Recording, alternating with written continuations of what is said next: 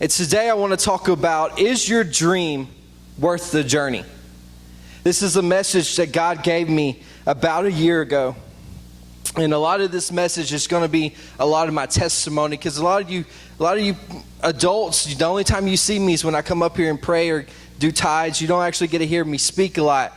Now my youth, they've probably heard everything that I know of, all my testimony, all that stuff. But as you adults, you don't actually get to hear a lot from me. So I'm going to take this time and share with you a lot of my testimony, a lot of the stuff that I went through, my journey to this dream. So you ever look back on the journey that you've been through and you see God moving in situations where you didn't feel Him at all? How many's been in that spot before? You felt you look back and you're like, wow, God was actually there when I didn't feel Him. Because there's sometimes in our lives that we don't always feel God, or we don't always hear God, or we don't always see God moving. But when we look back, we see that He was saving us from stuff that we didn't want to cross. Here lately, I've been looking back a lot on my life. I was sitting at lunch with some other pastors on Thursday, and I just kind of start laughing to myself, and they're like, what are you laughing at?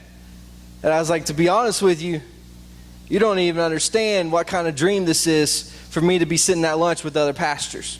You don't understand the stuff, the trials that I had to go through, the hard times that I had to push through to even get to this point. It seems so simple to be eating lunch with pastors, but for me to be able to sit there and listen to them and talk to them, it's a dream come true.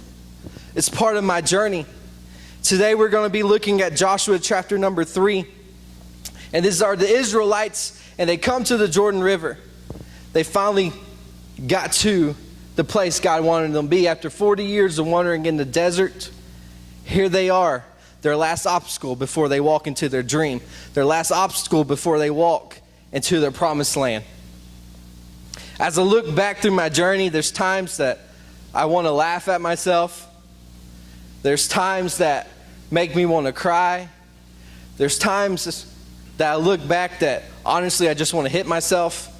How many's been there? You look back on some stuff and you're like, that was so stupid. Why did you do that?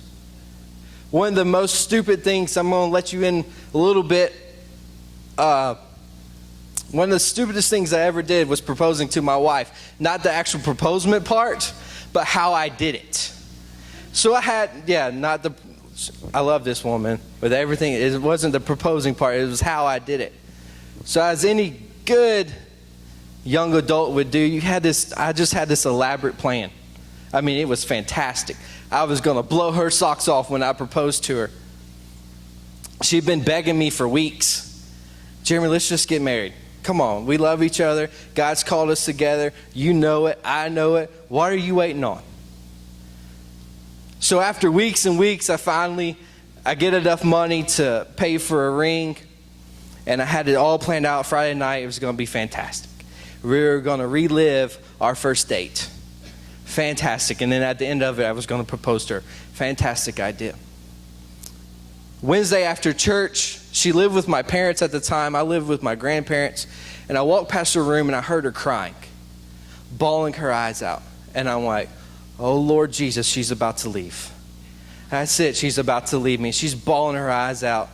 I walk into my parents' room and I said, that's it. I'm doing it, and I'm doing it right now. And my mom's like, you have this great plan. We're all going to be there. There's going to be pictures, blah, blah, blah. Why are you going to do it now? It's like, Mom, she's crying, and I don't want her to go back to Georgia tomorrow. I want to make sure that she knows that I love her.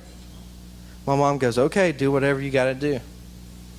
So I walk in the room, and by this time she's asleep, which I didn't realize it when I walked in the room. I thought she was just laying down crying. So I tap her on the shoulder, and by this time, men, I'm dedicated. And when I dedicate myself to something, I'm going all 100%. I'm not turning around. So by this time, I'm on my knees, and she rose around. She was like, what? And I'm like, oh, well, she's asleep. Too late now. I'm here. I'm doing it. So I asked her to marry me. Come to find out, she wasn't even crying about wanting to get married. Her dad was very sick, and he had a rough day, and that's what she was crying about. And I'm like, are you kidding me? Are you kidding me? Just because I assumed one thing, something else was going on. And still to this day, men, I don't know if you've been in my shoes, but when this big, elaborate asking someone to marry you happens on Facebook, my wife comes to me and said, you see this? Such and such took their fiance to Niagara Falls and proposed to him. What did you do? Oh yeah, that's right, I was asleep. You know what I'm talking about? You ever been on those points in your journey where you're just like, man, that was so stupid. Why did I do that? Because I'll be honest with you, there's no way that I'm going to get that time back.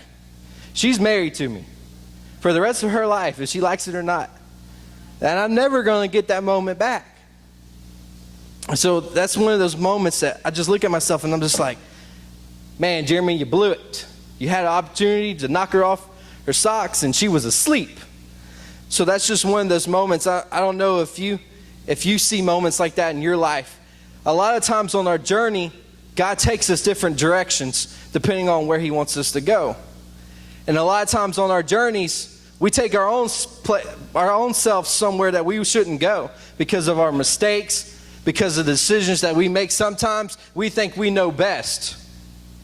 Most of the time, I don't know best. God knows way more than I'll ever know. So we have here Joshua chapter number 3. We're going to start in verse number 2. So the Israelites, like I said earlier, they walked through the desert for 40 years. Most of their family has passed away. Here they come to the Jordan River. We'll start here in verse number 2. After 3 days, the officers went throughout the camp, giving orders to the people. When you see the ark of the covenant of the Lord of God, of the Lord your God, and the priests who are the Levites carrying it, you are to move out from your positions and follow it. Then you will know which way to go, since you have never been this way before.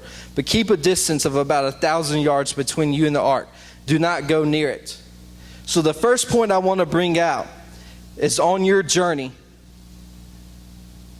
we must have God with us. He must be leading us because we don't know where we're going. God gave me this illustration on Friday, and I thought it was fantastic. Hagen, come here. Come here. Come on. God gave me this illustration. Can you blindfold him for me? Do you trust me? I guess I have to. Blindfold him. Bring him over here and blindfold him. He was at my house Friday eating dinner with me. And he's like, man, thanks for inviting me over. We had steaks. I really pulled a good one on him. He's like, thanks for inviting me over and having steaks. I was like, you think this is free? And he was like, yeah. Oh, no. Everything comes with a cost. So you're going to be at church. You better be at church on Sunday. Are you going to be at church? Well, yeah. Good. I'm going to blindfold you and make you do stuff. And he was like, are you kidding me? You got to be kidding me. All right, so you ready? So spin around. Keep spinning. Keep spinning. Keep spinning. Come on. Stop. Right there. This is what I want you to do. I want you to walk to the back of the sanctuary, okay?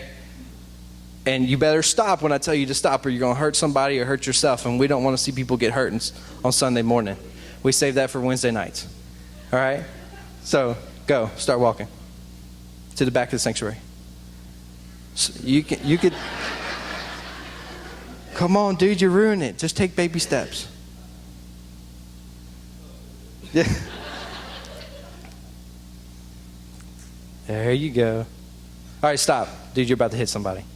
No, I'm just kidding. So there's so many times in our lives that we get lost in life. Life happens. Have you ever felt like you've been caught in a whirlwind? That your life is just spinning around, and all of a sudden it stops and you don't know which way to go. You don't know which direction you should be going in, because in that time, you've lost contact with God. You lost that prayer time that you're supposed to be having, or going to church or reading the Bible. You get lost in life. It happens to everybody. At one time in your life, it's happened to you where you got lost in life. And you get spun around and you have no idea where you're going. That's what God said to the Israelites. Hey, don't move until you see me move. Because the Ark of the Covenant, that was resembling God. That was his presence. He said, don't move until you see me move, because you have no idea where you're going. So this is what God did. God grabbed them and he started walking them. Walk, walk, Walk. He started walking them into their promised land. Don't fall over me. You're going to hurt me. I'm just kidding. Thank you. You can untie that and sit down. So there's so many times in our lives that we get lost in life. We start spinning around in circles and we lose our journey. We lose our path. We lose our connection with God. So the first thing we have to do on our journey is we have to find God and we have to be in His presence. Because without Him, we don't know where we're going. Let's continue reading. Joshua chapter 3, we'll skip down to verse number 14. So when the people broke camp across the Jordan, the priests carrying the Ark of the Covenant went ahead of them. Now the Jordan is at flood stage all during harvest. We'll stop right there. Number 2 point on our journey. What looks so big to us is so small to God. That Jordan River, the Israelites have been walking around the desert for 40 years. When they walk up to the Jordan River, you know they're complaining. They're groaning. That's the Israelites. That's what they did. They were hot. The desert, I looked up the temperatures, man, it can go sky high to freezing cold at night. They probably saw bugs they'd never seen before. They probably had all kinds of bites. They were tired, and here they are again, one more time, facing another trial. See, during normal, not during harvest time or flood season, where the Israelites cross over the Jordan, it's only 40 to 45 feet long, wide. So that's from here to approximately the back of the sanctuary. That's the width of the Jordan River. Not that big. But during flood season, it can get up to a mile long. I don't think it was coincidence that God decided to have them cross during flood season to prove to them once again that He is God and nothing's too big. So here they are. They're standing there at the Jordan River. They're looking at each other saying, there's no way that we're going to be able to cross this thing, forgetting about everything that happened in the past because they're only worried about what's happening in their present.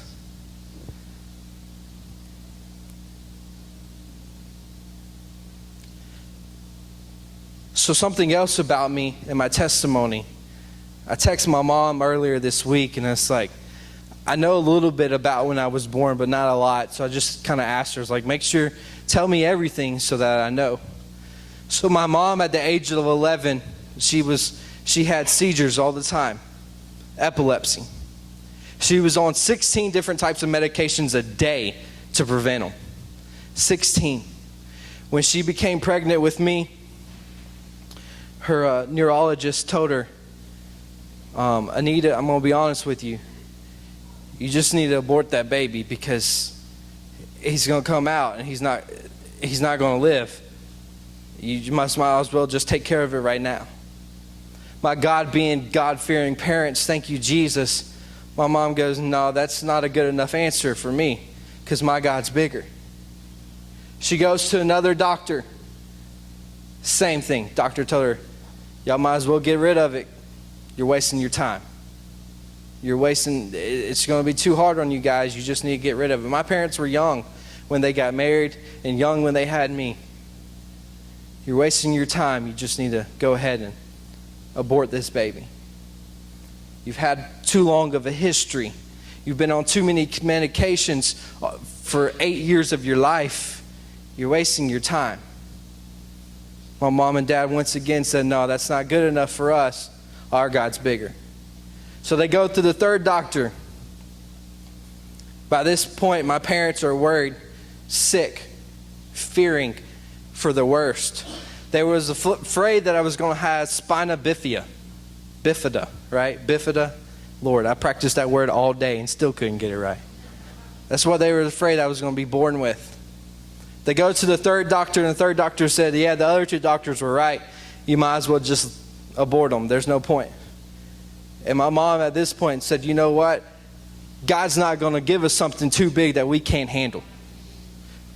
So I don't want to hear it again. You're going to be the one to deliver the baby. I don't want to hear it again. Do you understand? And the doctor said, I'll never say it again. My mom said, you will not understand those 9 months of our lives.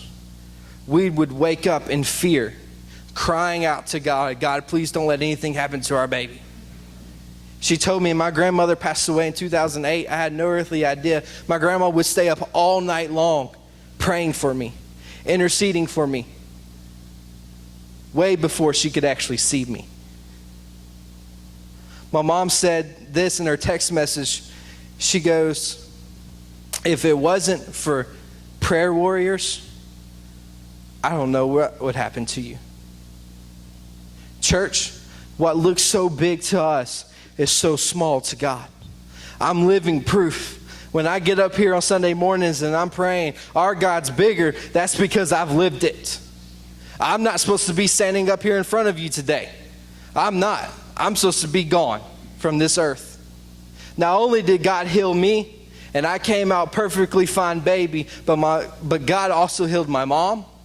My mom hasn't had another seizure since the time she's become pregnant with me. It was a family curse, and no one else in my family has ever suffered from it from that day. So not only did my God heal me, he healed my entire family. So when I get up in front of you and I say, our God's bigger than any doctor, it doesn't matter what a doctor says to you, because our God's bigger. That's because I lived it. I'm living, breathing proof that our God's bigger.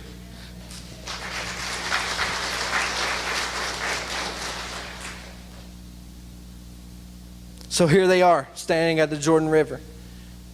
God once again is going to prove to them that he's bigger.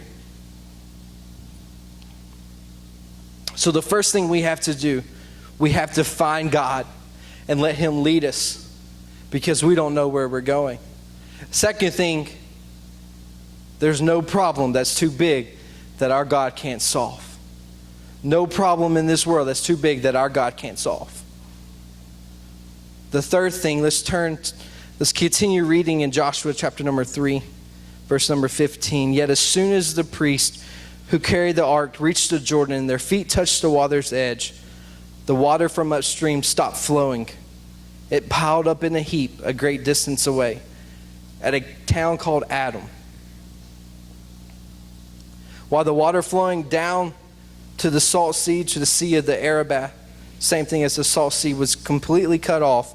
So the people crossed over opposite of Jericho. The priest who carried the Ark of the Covenant of the Lord stood firm on dry ground in the middle of the Jordan, while all Israel passed by until the whole nation had completed the crossing on dry ground. I love how the Message reads this verse. The Message says in verse number 17, and there they stood, those priests carrying the chest of the covenant, stood firmly planted on dry ground in the middle of the Jordan, while all Israel crossed on dry land. Finally, the whole nation was across the Jordan, and not one wet foot. Not one wet foot means to me that not even the priest's feet got wet. Not one wet foot. So what's so significant about that? I did some research. Okay, so how far was it where the Israelites crossed the Jordan River to the town of Adam where the water stopped flowing? Scholars believe that it was somewhat about 20 miles. So church, this is my last point. So when the priests go to walk into the Jordan River, they take that first step and there's no water. It's flood season. There should be water right where they just stepped. They take another step, no water. What does that mean? If the water stopped 20 miles upstream, that means the miracle was already in progress before they ever stepped. So when the priests, they grab the Ark of the Covenant and they start walking into their trial, guess what? The miracle was already in progress, because the water should be there. But it's not, because 20 miles upstream, God's doing miracles. Church family, if you're in this place today and you're facing a trial, you're facing a river, guess what? The miracle's already happening. You just got to take that step of faith. You got to walk into that river. Whew, my God.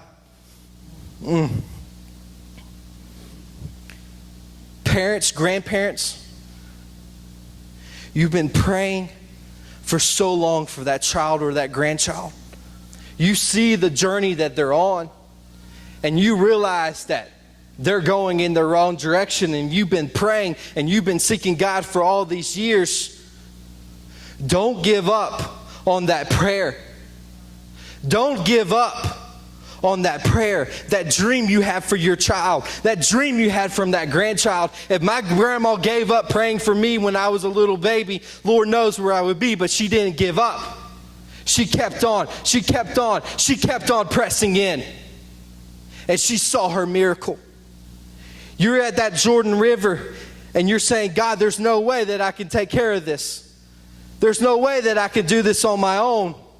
And God's telling you, just step out.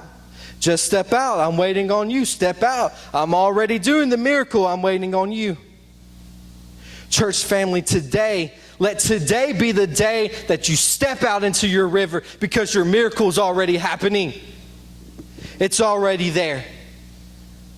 So on our journey, as the worship team comes, on our journey to our dream, number one, we must find God and find where He's leading us. Number two, there's no problem that's too big for our God.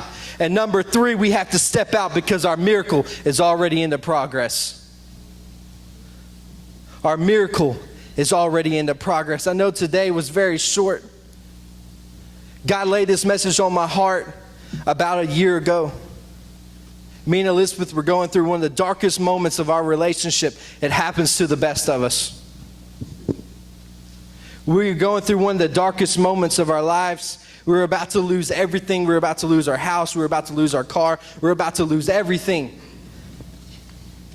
There's even moments that I dove so far into work that I got disconnected from my own family. I remember many nights, my kids not sleeping because I wasn't at home because I was working. Even here in the past couple of months, my kids would run up to me and it's like, Daddy, it's so glad to see you, because I remember a time where I never saw you. God gave me this sermon in the darkest part of my life to remind me that one of my dreams was about to come through, that all I had to do is take a step of faith. And that's what happened. We've been with you guys since November. It's been 9 months already. It's been a crazy, crazy journey over these past 9 months. Loved every minute of it. See, the thing about the Israelites, that just because they finally got across the Jordan didn't mean it was over. Honestly, it just started. To this day, the Israelites are still fighting over their promised land. When they crossed over the Jordan, they still had to face Jericho. They still had to face every other, the Canaanites, all of those people. They still had to face them, still had to go to war with them. Once you cross into your promised land, once you get into that dream, you still have to fight. You can't stop fighting. And that's what God was showing us. You're about to cross over. Once you cross over, you still have to fight. You can't stop fighting. My grandma told me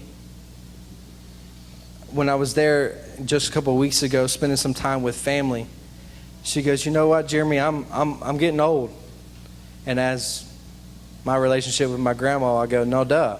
I think we all kind of realize that. Which then she slapped me. But she goes, I'm getting old, but Jeremy, I want to tell you one thing. She loves going on missions trips. She goes on 2 a year, one big one overseas, and then she goes to Mexico every year. She goes, until the day that I die, I'm going to keep going, because that's what God's called me to do. Till the last breath we take, we have to keep fighting, keep pressing on, keep facing our trials and our tribulations. We have to keep going for what God has for us, because His dream is way bigger than our dream could ever be. His goals for our life are way bigger than our own goals.